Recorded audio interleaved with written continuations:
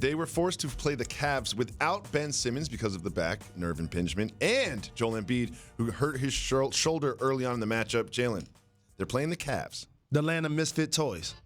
And they lost. The Sixers should be concerned whether or not Joel Embiid is healthy, but with this injury, how bad is this for Philly? So I've said this for a year and a half, and initially, people questioned it because they're both perennial all-stars. Mm-hmm. But I always felt that building with Joel and Ben isn't as good as if you were building around either one of them separate. Because what happens is when they become your best player, you can now build around their strengths and weaknesses. That's what you do when you have a go-to guy. Joel is going to continue to be hampered by injury. It's just something that's going to come with the territory for him as a player. It's not a shot or shade. It's just certain players, are injury prone. Some are more durable than others. It just happens. He's an athlete. Like it just happens. And Ben Simmons ain't gonna be making shots outside of the paint. It's not gonna happen. Well, Jalen, I have to disagree with you on something. Okay. Because you say it'd be better to build around one of those two, but I don't see those two as the problem. I see the problem. Remember the economics department? I see the problem is their two highest paid players are Horford and Harris.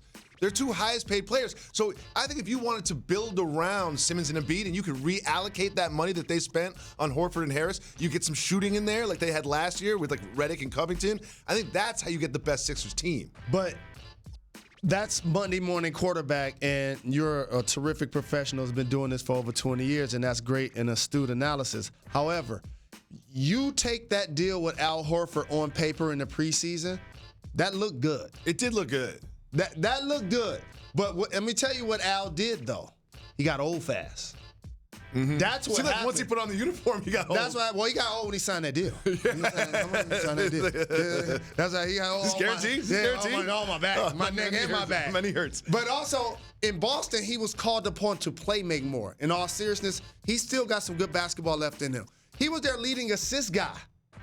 Certain times he was there. Mm-hmm. He's not called upon to play making Philly. So now it's spot up for three while Joel posts up or play defense on the other end. Yeah, that's what he does. Well, Jalen, I wanted to show you something because this is starting to bother me. I like when you show me things. Let me show you something. This bothers me, man. I'm bothered by this because you didn't really play defense, so no one really put you on the floor. But now, so look at Richardson. He gets pushed with his offhand. Like, this is not getting dropped by a crossover. If you drop someone with a crossover, I don't want to see you step on their foot. I don't want to see you push them. I don't want to see you touch them. The Cavs, the land of misfit toys. Shout to Andre Drummond over there. Keep getting them checks, big fella. I am not mad at you. Wait till the season end. Same with Tristan Thompson. I see you, Kevin Love. Here's what I want to say about this footage. Run that footage one more time, and I agree with you. He did push off. He pushed him with his left hand. But Joel hand. Embiid didn't help me at all if I'm a teammate. So watch Joel Embiid on this play.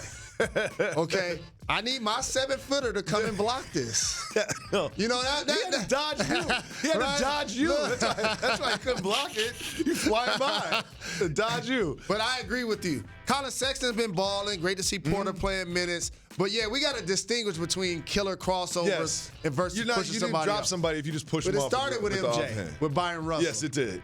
But he got a whole championship off of that. Remember before the game, there's rumors that Mike Conley wasn't going to start? Yeah. And then they moved Joe Ingles out of the start.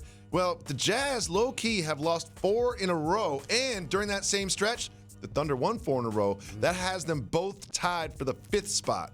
Jalen, why do you think the Jazz are sliding, and do you think it will continue? So first off, Sam Presti, Billy Donovan, people need to put some respect on their name. Mm-hmm.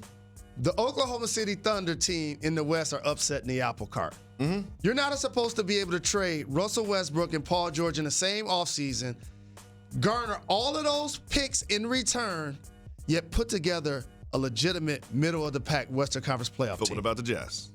So how does this affect the Jazz, right? Because they went all in, okay? You have 2 All-Stars, Gobert and Donovan Mitchell, who's still on a rookie deal. There's no guarantee that Donovan Mitchell's going to be there every day. I'm just going to point that out. Donovan Mitchell had a night last night, I'm going to point that out to everybody. So now we must show them that we can build around them now so he doesn't bounce. So you bring in Mike Conley, and he struggles mightily. I expected a lot more from Mike Conley. He struggles mightily. He gets hurt. He comes back. team's not playing well.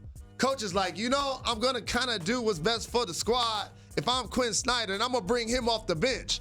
And then the economics department calls and say, sir, Mr. Conley, my vision ain't the best, you Conley. That $30 million? Maybe we should start him. Yeah, we're going to start him. We're going to start him. Because even if I don't start him, I'm killing his value. Yeah. So you might as well have him out there and allow him as a veteran to play himself out of his funk. And you really feel that the salaries and the team and the front office, they influence those decisions from the head coach. It's not a business, man. It's a business, man. Absolutely. How you can't. So the Sixers did this with Al Horford. I'm gonna give you a real-time example. You bring in Al Horford. It's like, oh, Joel needs that space, and Ben ain't making threes. We thought he was gonna be making threes this year. He ain't making threes. So the geometry of the floor doesn't work. Hey, Al, we need to bring you off the bench. But here's the difference. The difference is Al Horford is an aging player. Yeah.